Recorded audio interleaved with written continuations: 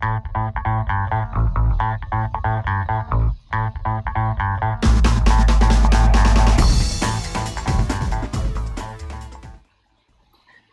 noite, pessoal. Hoje nós vamos falar um pouquinho sobre práticas abusivas dentro do direito do consumidor. A aula de hoje vai ser curtinha, acredito que não vai ficar um vídeo longo não, vou tentar transformar isso de uma maneira bem prática para vocês entenderem um pouquinho sobre as práticas abusivas, tá? Eu vou colocar aqui o PowerPoint. Vamos lá. Essa quarta aula desse tema, né, do Código de Defesa do Consumidor, e nós vamos falar sobre práticas abusivas. Vamos lá, primeiro vamos entender o que são práticas abusivas. São práticas adotadas pelos fornecedores que, embasado na situação privilegiada da relação de consumo, impõem situação desequilibrada à relação de consumo. Vou traduzir isso para vocês, tá? Se eu tenho o consumidor numa posição inferior e o fornecedor numa posição privilegiada, toda vez que o fornecedor ele vai se valer dessa posição de privilégio e impor algo que vai desequilibrar a relação de consumo, nós chamamos isso de prática abusiva, tá? O código ele traz uma lista de práticas abusivas e essas práticas elas não são taxativas. O que é isso, né? Não são só essas práticas, essas são exemplos de práticas abusivas, tá? Aí vamos falar um pouquinho uma a uma com vocês. Então vamos lá, práticas abusivas. Primeira dela, venda casada. O que é venda casada? Venda casada acontece quando o fornecedor ele condiciona a venda de um produto à compra de outro produto. Por exemplo, olha, eu só te vendo um refrigerante se você comprar uma cerveja. Eu só te vendo um produto chamado empréstimo bancário se você comprar um outro produto chamado conta corrente. Ou você comprar um outro produto chamado título de capitalização. Muitas vezes isso vem sobre alguns bancos trabalham com score. E ele fala assim, teu score está baixo, então você precisa comprar um outro produto para que você tenha um score maior e conseguir aí um empréstimo bancário. Na prática, isso configura aí uma venda casada, ou seja, volto a dizer, toda vez que o fornecedor impõe para a venda do produto que o consumidor quer a compra de outro. Não vamos confundir venda casada com promoção, tá? Às vezes tem assim, olha, pague 2 e leve 3, né? Então isso é promoção. Olha, se você comprar hoje tem, por exemplo, lá tem um kitzinho que sai um pouco mais barato de ketchup, mostarda e maionese de uma determinada marca. Isso é possível. O que não é possível é você ter produtos avulsos e dizer o seguinte, olha, eu só vendo a maionese para você se você comprar uma mostarda também, da mesma marca. Tá? Isso é o que nós chamamos de venda casada. Outro é a limitação de compra sem justa causa. Vamos pensar o seguinte, se tem um produto, o consumidor compra quanto ele quiser. Por que eu coloquei aqui entre parênteses sem justa causa? Por quê? Porque nós estamos vivendo um momento que existe uma justa causa para limitar alguns produtos. Então, você pensa lá, logo no começo, aí que o pessoal teve que ficar em casa, todo mundo estava correndo procurando máscara e procurando álcool gel, né? Então, esse álcool gel, Pode ser limitado, limita-se um por pessoa. As pessoas correram nos mercados, compraram mantimentos. Então, podia se limitar leite, podia se limitar arroz. Para quê? Para que tenha para todo mundo. O que eu não posso é limitar simplesmente porque ele quer vender para mais pessoas, quer atrair mais pessoas. Não, o fornecedor não pode fazer isso. Tá? Ele não pode limitar a compra, tá? Para fazer com que o estoque dure mais, sei lá, ele não pode. Ele tem que ter uma justa causa, algo relevante para que ele limite aquela compra. Senão, não pode, tá? Outra prática abusiva é recusar demanda de consumidores. O que é isso?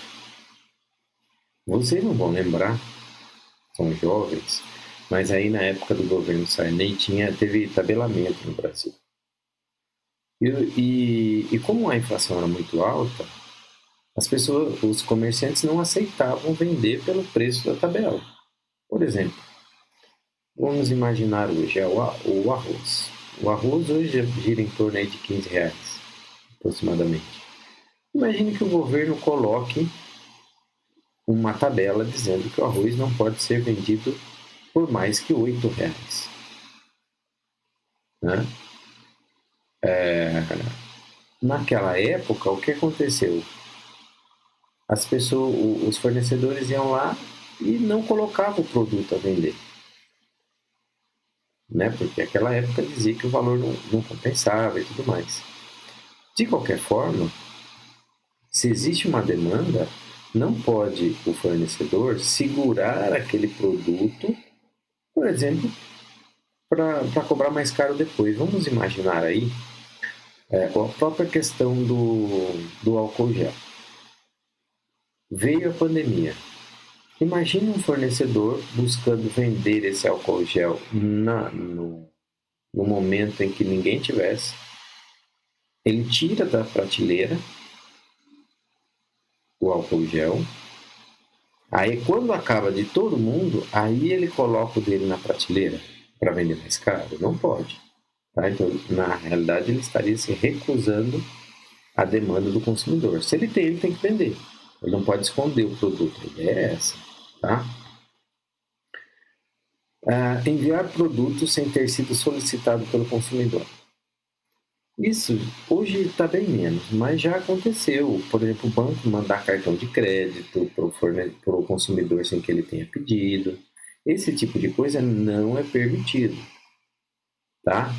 Então, você até pode pensar assim, mas professor, então enviar de graça?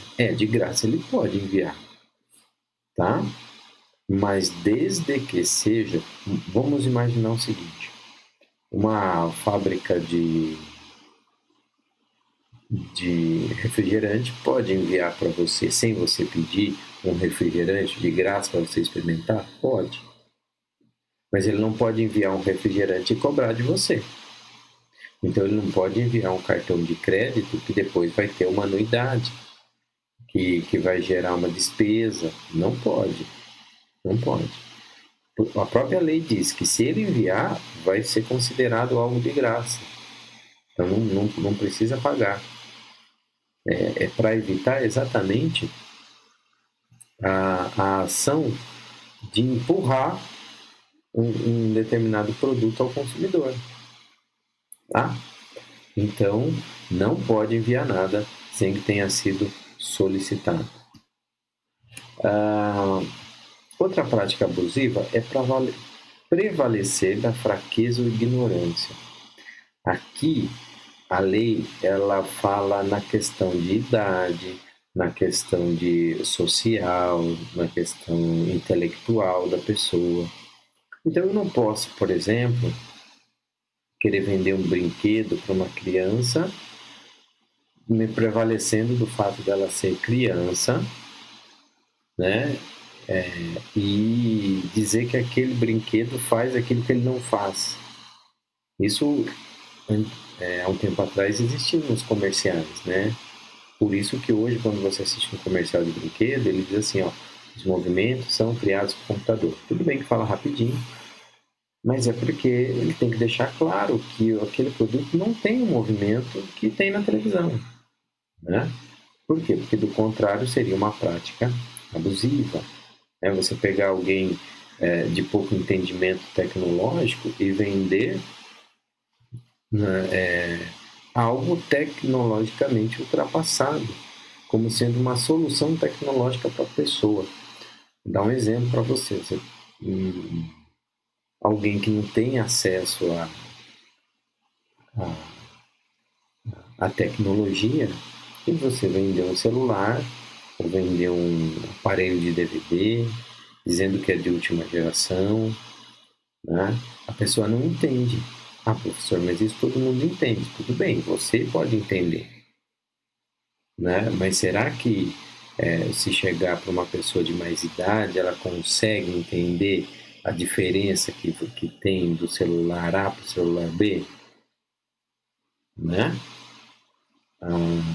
A diferença que hoje ela consegue entender que hoje o filme é em streaming, que não é mais um filme em DVD.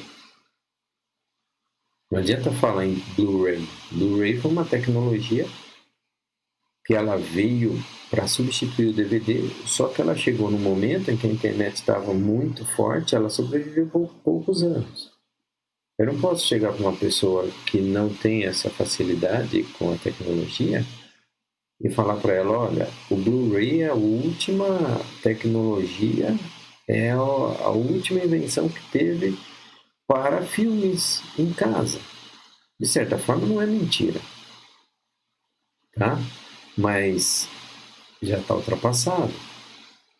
E aí eu estaria me prevalecendo da fraqueza e da ignorância do consumidor, ok? Então isso também é uma prática abusiva. O papo louco, vamos voltar aqui. Exigir vantagem manifestamente excessiva. Aqui nós temos o fornecedor cobrando muito além daquilo que seria viável por aquele produto. Por exemplo, você viu aí, faltou álcool gel, faltou máscara. Então uma caixinha de máscara que era vendida a R$20 passou a ser vendida por R$150. Tá? Ele está exigindo uma vantagem manifestamente excessiva. Qual foi o aumento na produção? Nenhum. A única coisa que as pessoas queriam comprar e não tinha. Tá? Então, não pode aumentar a esse ponto. Ok? E às vezes isso pode se traduzir numa questão contratual. Quer ver? Hoje é muito raro, tá? Mas assim que entrou o Plano Real, R$1 valia $1.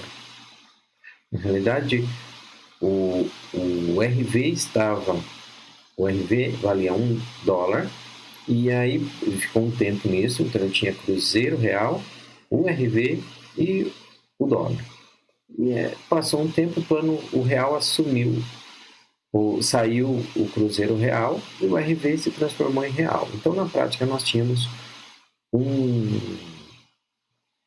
real, $1 e uma inflação muito baixa. Aí, algumas pessoas fizeram contratos indexados, o contrato ali em dólar.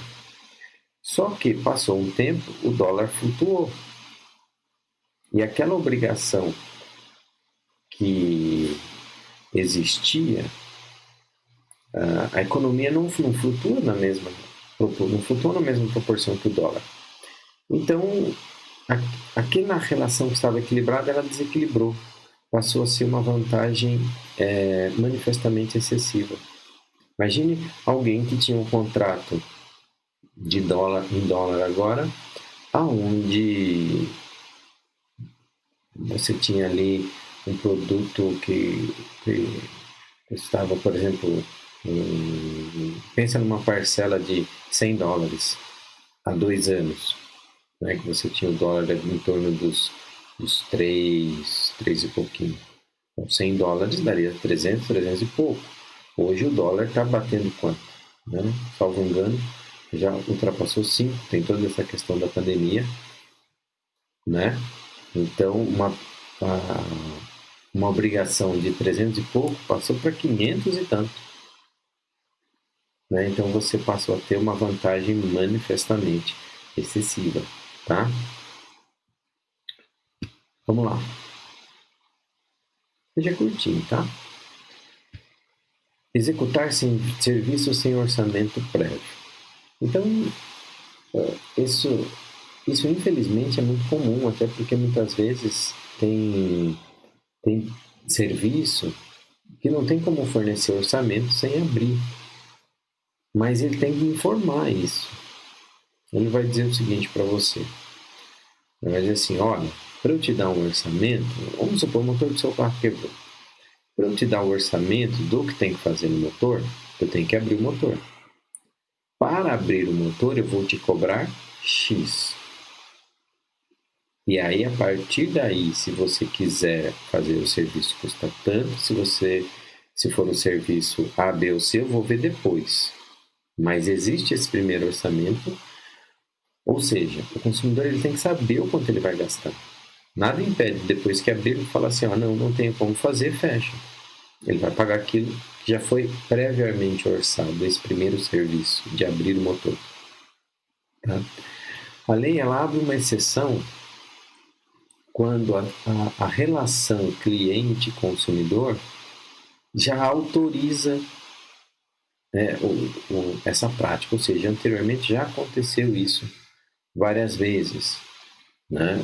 Então, sem perguntar o preço, ele vai lá e fala, pode fazer o serviço, pode fazer o serviço, pode fazer o serviço. Chega uma hora que ele nem mais se preocupa com orçamento, mas via de regra tem que dar orçamento antes de executar qualquer tipo de serviço, tá?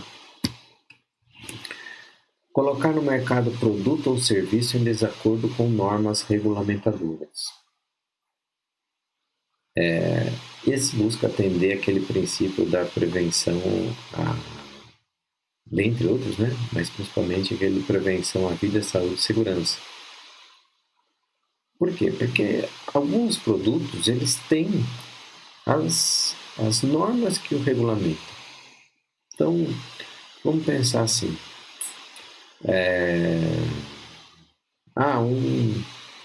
Um produto, um capacete, por exemplo. Existe uma norma que diz o seguinte, olha, ele tem que aguentar tanto de força no caso de um acidente, assim, né? Então, eu só posso colocar no mercado um produto que atenda essas normas. Colocar um produto que não atende essas normas, eu vou expor ao risco, tá? Então, não pode. Se existe norma regulamentadora, ela tem que ser observada. Por exemplo, na venda de alimentos, conservação de alimentos, seja como for, precisa ser observado, tá? Recusar a venda de bens ou serviços a quem dispõe a adquiri-lo. Então, é claro que essa aquisição, a pessoa tem que ter meios para aquisição, ok? Então, tem dinheiro para comprar, o fornecedor tem que vender. Ele não pode não vender. Se o produto está à venda, a pessoa tem o dinheiro para comprar, atende a condição, tem que vender. Ela não pode se negar. Elevar preço sem justa causa. Nós falamos um pouco disso lá na questão da página anterior, quando nós falamos do álcool gel. E aqui ele reitera isso, o legislador reitera. O preço ele não pode ser aumentado sem uma justa causa. Agora vamos entender uma coisa. Vamos pensar lá na farmácia. A farmácia comprava a máscara por R$15 e te vendia por 30, 25, 30, ok? A farmácia passou a comprar por 120. A farmácia vai ser obrigada a vender por, sei lá, 140. 130, tá? Mas neste caso ela comprou num novo preço e ela está vendendo num novo preço. Quem vai cometer a prática abusiva não é a farmácia. Pensa no fabricante. O fabricante, se ele continua comprando os insumos, a matéria-prima lá nos mesmos valores, ele não tem por que vender mais caro, só porque está todo mundo querendo comprar. Né? Então, é importante você distinguir esse tipo de coisa, porque não dá para exigir que a farmácia continue vendendo a 25, a 30 reais, se agora ela paga 120. Isso provocaria um desequilíbrio na relação de consumo, portanto, feriria o princípio da harmonia na relação de consumo, que nós vimos algumas aulas atrás. Tá? Agora ficou atrás aí. Bom, mas eu vou ler para vocês. Vamos lá. Deixar de estipular prazo para cumprimento de obrigação. O que é isso? Um contrato, toda vez que eu tenho um contrato, ele estipula uma obrigação. Por exemplo, você comprou um apartamento na planta, então existe a obrigação de entregar o apartamento. Você comprou um veículo zero, que vai levar um tempo para ser entregue. A lei não proíbe que que a parte do contrato ele seja executado a posteriori. Isso não tem problema. O que tem problema é não ter data para isso. Por quê? Porque sem data você não tem como exigir o cumprimento da obrigação. E se você não tem como exigir o cumprimento da obrigação, nunca a obrigação estará em mora, nunca haverá atraso. Tá? Então não pode impor multa ou nada disso. Ok? E por último, eu nem vou pôr aqui porque está embaixo da minha imagem, mas eu vou ler para vocês e tem lá no PDF da aula que diz assim: aplicar índice de reajuste diverso do previsto no contrato. Então, por vezes eu tenho contratos que se prolongam no tempo. Tá? E esse contrato, ele tem índices de reajuste, IGPM, né, IPCA, tem vários índices. E as partes elegeram um índice. Aquele índice ele tem que ser usado. Eu não posso usar outro porque é maior ou porque é menor, seja como for. Tá? Eu só vou poder usar outro quando aquele que as partes estipularam não existir mais. Não existe mais o IGPM. Bom, então, se não existe o IGPM, nós vamos aplicar outro muito parecido. Mas se ele ainda existe, ele deve ser aplicado. Não pode aplicar outro, seja qual a argumentação do fornecedor. Ok? Bom, essas são as práticas abusivas que o código traz, lembrando que essas práticas elas são exemplificativas, não taxativas. Então, elas são exemplos de práticas que devem ser retiradas da relação de consumo, ok? Por fim, para nós encerrarmos a aula, eu gosto de deixar para vocês aí a frase da aula, né? Eu escolhi essa daqui, achei bem interessante, de Sócrates, que fala assim: sob a direção de um forte general, não haverá jamais soldados fracos. Né? Então, isso dá para a gente levar para a vida corporativa. Né? Então, se tem esse bom chefe, né, um bom líder, não dá para ter maus liderados. Né? Então, que essa frase inspire você. E qualquer dúvida, eu estou lá na nossa reunião. Não esqueça de fazer atividade. Beleza, pessoal? Então é isso. Muito obrigado. Boa semana para vocês. Até a próxima aula. Um abraço. Tchau, tchau.